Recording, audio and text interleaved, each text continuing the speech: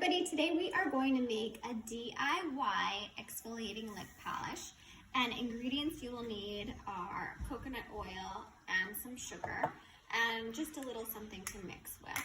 So first we're going to take our coconut oil and just put in, a teaspoon or two. And then also some sugar,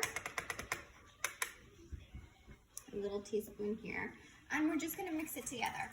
You can also put an essential oil in too if you wanna have a nice little scent or fragrance.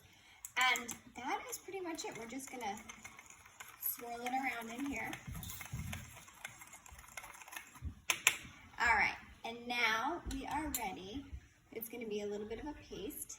We're gonna put this on our lips. And rub it around, little circular motions.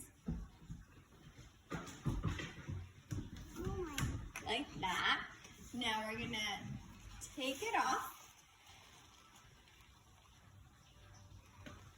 And I like to follow it up with our Perfect Pop Polish, which is a hyaluronic acid and a lip plump. So what we're putting inside our lips with filler, we're putting on topically. So now my lips are super hydrated. Super pretty. And I'm ready for the day. Hope you enjoyed.